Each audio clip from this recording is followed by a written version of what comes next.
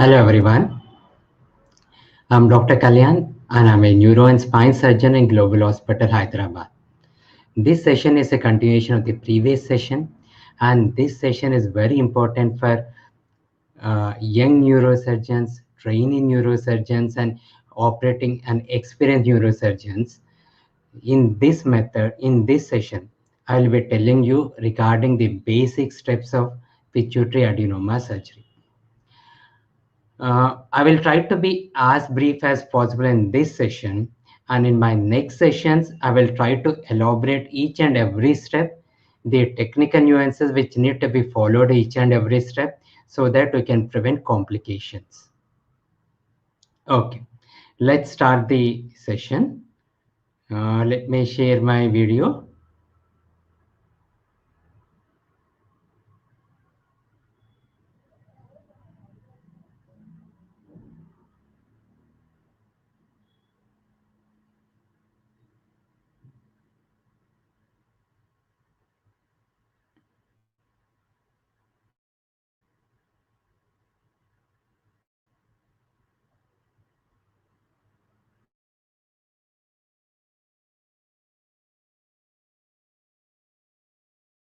Session, let me check it. Yeah, I'm connected. So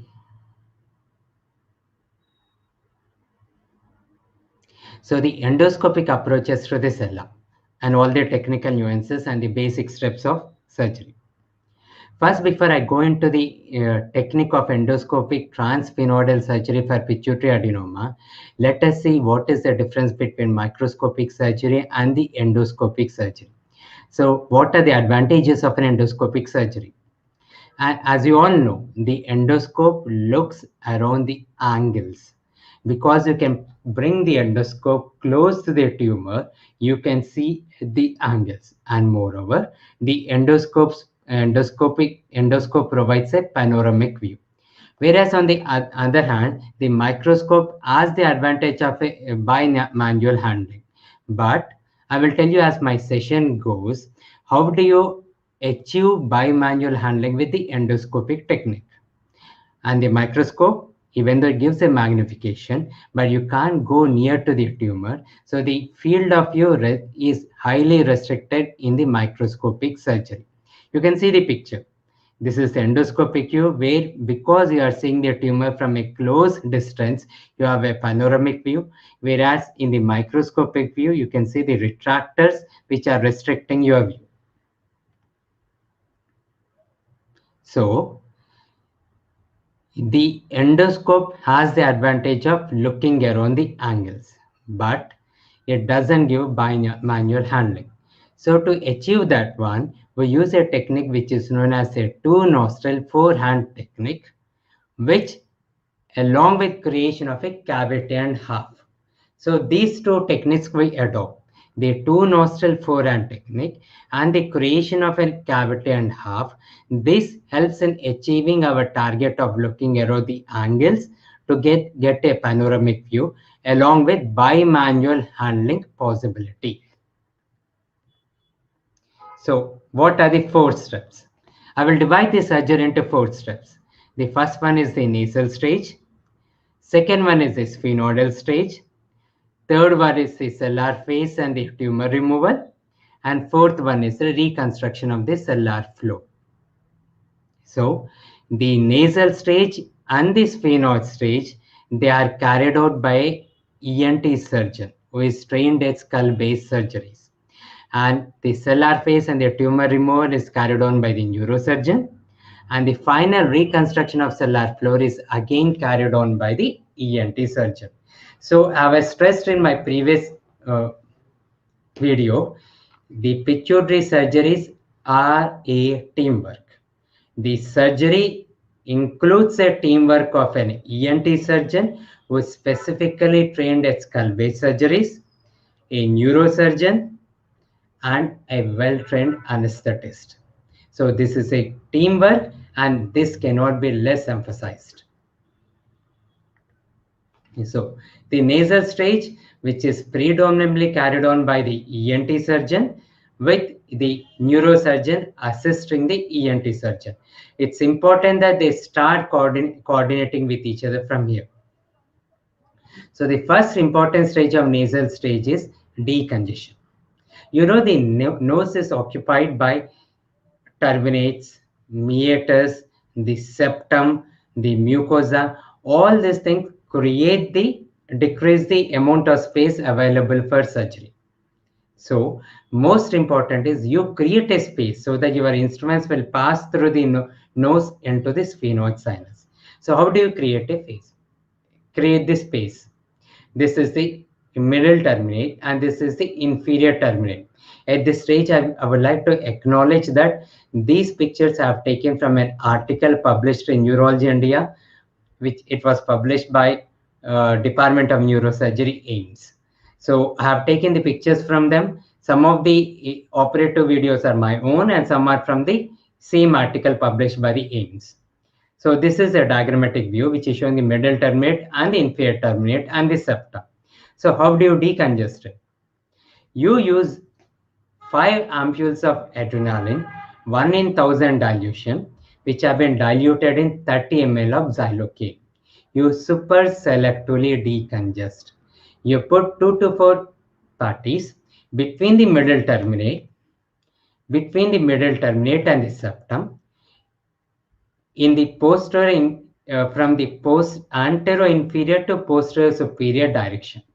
You put a patty lateral to the middle terminate and few patties you ensure that they reach the cornea and the sphenoethmoidal recess. So after decongestion, you can see the sphenoethmoidal recess opening up. When you decongest further, the sphenoethmoidal recess opens up clearly. So this is the cornea, this is the sphenoethmoidal recess, and this is the opening of the sphenoid sinus, that is the sphenoid ostium. You have to be patient enough here. You can spend 10 to 15 minutes over here. In this adequate decongestion will be highly rewarding. It will be providing you space for your operative instruments. It will prevent the operative trauma and it prevents the operative trauma. And it also gives a clear field without bleeding. The sphenoid ostium is present approximately 1.5 centimeters above the cornea. Next, I have told you, before this one, let me introduce the concept of cavity and half. Because there is no space, little space in the nasal cavity for the instruments, we create a space in the nasal cavity for lodging our instruments during tumor removal. So this cavity within the nasal cavity which you are creating for your instruments is the half cavity, and the full cavity you create within the sella by removing the tumor. So this is the cavity and the half. So for creating that half cavity for lodging your surgical instruments, the first step you have done was decongestion. Second step is you will remove the middle terminate on one side. So this is the middle terminate. You use a sharp scissor at the base of the middle terminate near its attachment. You should not be very close to the base, but you should not be flush to the base, but you should leave a residual of the base of the middle terminate, stalk of the middle terminate. This helps in anatomical orientation during the rest of the surgery. While cutting it, be careful, use your bipolar coagulation for securing hemostasis. Next, after middle terminectomy, we remove the anterior and posterior ethmoids. This creates a cavity within this one. So nasal decongestion, middle terminectomy, and ethmoidectomy. This creates the half cavity which we want. The next step, we raise a nasoseptal flap. I am not elaborating the steps of the nasoseptal flap. That I will be doing in the next videos. So the next step is elevation of the nasoseptal flap. Next step is an adequate septectomy. So I'm using the backbiter and I'm removing the posterior part of the bony septum. So what is adequate posterior septectomy? I said the binostril technique is important to achieve a bimanual handling of the tumor. So what is adequate posterior septectomy? This is my own video, but when I have completed the posterior septectomy, you see, this is one of my instrument and I have introduced the other instrument through the other nostril.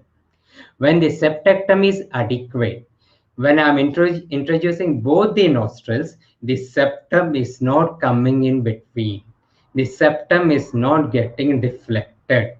So if you are able to adequately insert one instrument through one nostril and other instrument through the other nostril without deflecting the septum, that is an adequate posterior septectomy. This is important step to achieve bimanual handling. So let me revise the half cavity which I have removed, achieved by decongestion, middle terminectomy, anterior and posterior ethmoidectomy, and posterior septectomy. So this is half of the cavity. The one cavity, full cavity, I'm going to achieve as I keep removing the tumor. This space allows me proper handling of the tumor by manual technique. So I'm done with my nasal stage.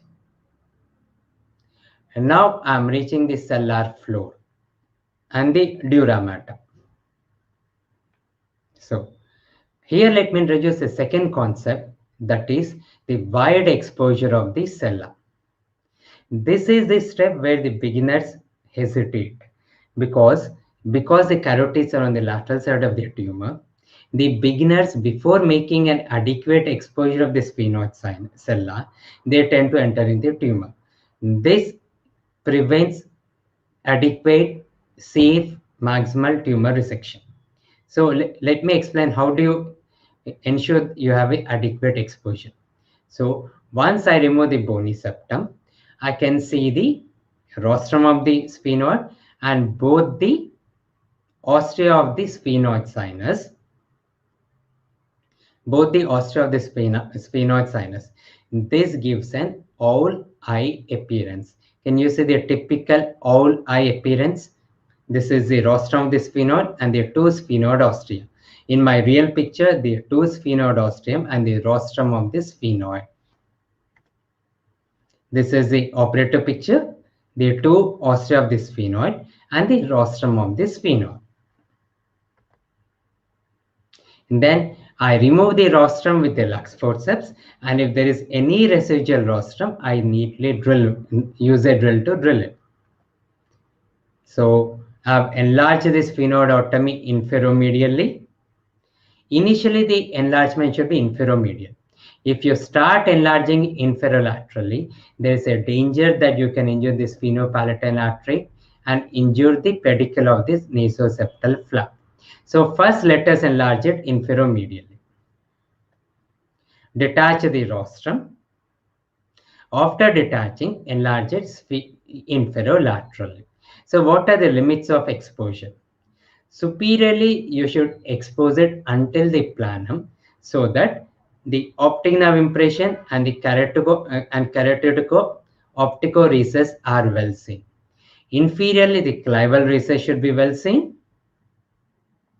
And laterally, you will expose until the junction of the sphenoid ridge and there's a ridge of bone between the sphenoid sinus and ethmoid sinus. You have to expose until there, until both the carotid impressions are well seen. You can see the carotid impressions very well. So let me orient to the picture again.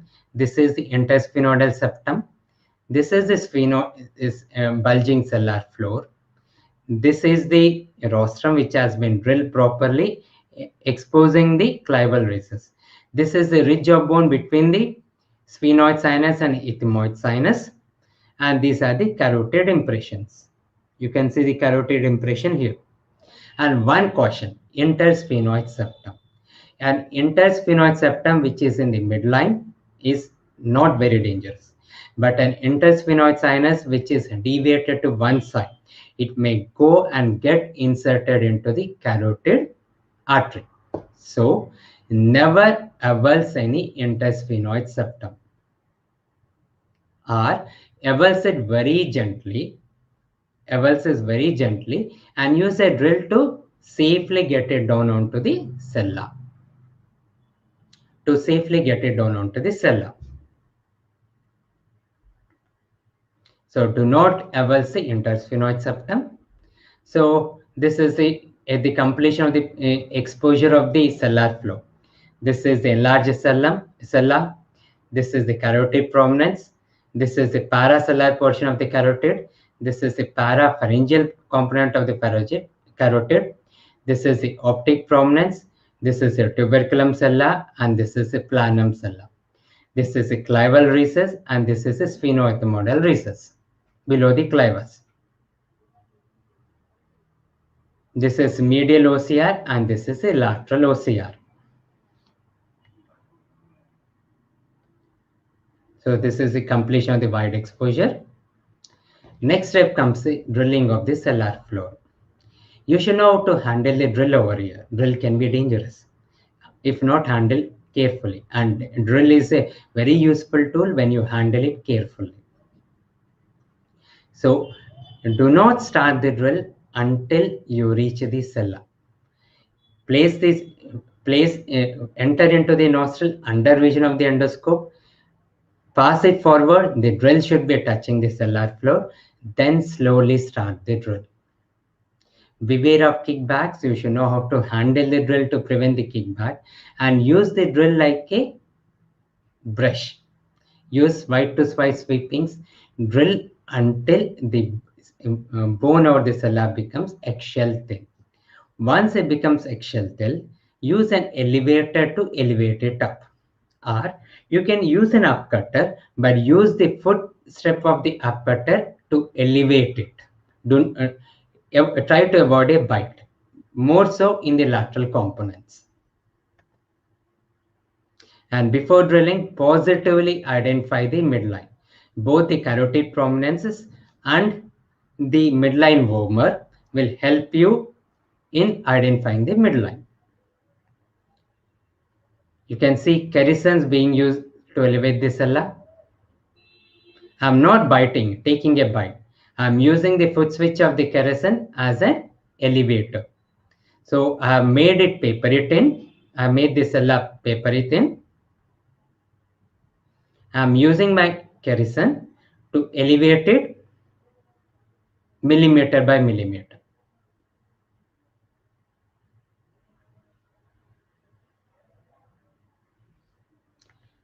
You will try to achieve all the 4 blue lines.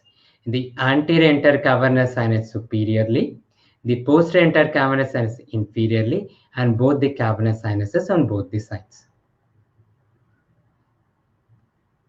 So dural opening. First open the inferior portion. If you first open the superior portion, the arachnoid may fall down, and this may hamper your removal of the remaining portion of the tumor. So first open the inferior portion, empty the inferior portion of the tumor, then go to the lateral components, and last part will be superior component. Before opening the dura, look at the color of the dura. If it is blue, it may be intercavernous sinus or lakes, venous lakes within the leaflets of the dura. Coagulate it properly. Take a small incision, elevate with a hook, hold the 2 leaves of the dura mater with a bipolar, coagulate it, and then cut it. This avoids bleeding from the venous lakes if present within the dura of the cella. And when you reach the intercavernous sinus, use a clip or coagulate with a bipolar and then cut it.